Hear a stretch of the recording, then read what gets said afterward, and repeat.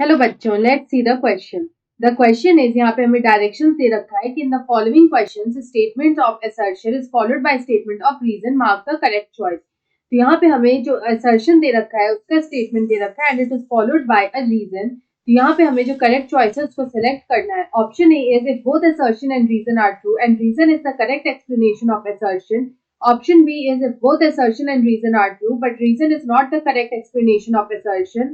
Option C is if assertion is true but reason is false, and option D is if assertion is false but reason is true. तो यहाँ पे अगर हम लोग देखें तो सबसे पहले हम लोग अपना assertion को देखेंगे कि assertion में यहाँ पे क्या लिखा है। तो यहाँ पे अगर assertion की बात करें तो उसमें दे रखा है कि parthenogenesis does not play any role in organic evolution। तो यहाँ पे अगर हम लोग ये देखते हैं कि parthenogenesis होता क्या है, तो यहाँ पे हम लोग बात करेंगे अबाउट पार्थेनोजेनेसिस की। तो ये जो पार्थेनोजेनेसिस है, it is a process where development, here in this process the development of egg is directly into a complete individual. यहाँ पे जो एग का जो डेवलपमेंट होता है वो होता है directly into a complete individual.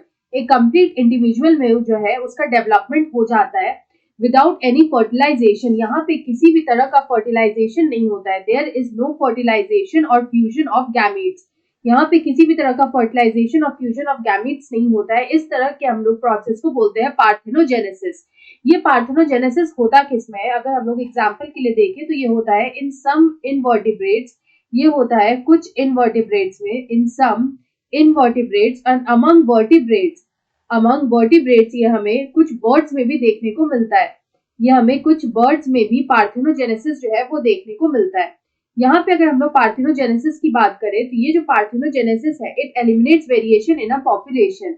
अगर हम लोग यहाँ पे पार्थेनोजेनेसिस की बात करें तो ये जो पार्थेनोजेनेसिस है, क्योंकि यहाँ पे ये विदाउट फर्टिलाइजेशन होता है, तो यहाँ पे ऑब्वियसली एज अ रिजल्ट क्या होता है कि it eliminates variations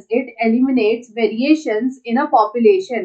सिंस यहाँ पे fertilisation and fusion of gametes नहीं होता है, तो यहाँ पे जो वेरिएशन होता है एक पॉपुलेशन में वो भी यहाँ पे नहीं होता है। There is no variation seen. तो यहाँ पे जो क्योंकि कोई भी यहाँ पे वेरिएशन नहीं होता है, thus it does not play a role in, it does not play any role in organic evolution, it does not play any role in organic evolution। organic evolution में इसका यहाँ पे कोई रोल नहीं होता है।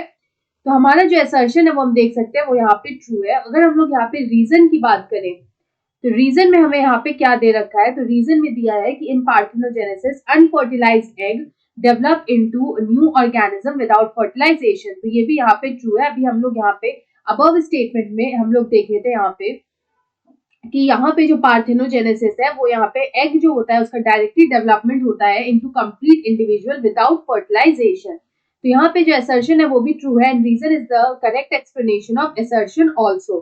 तो हम लोग यहाँ पे बोल सकते हैं if both assertion and reason are true and reason is the correct explanation of assertion.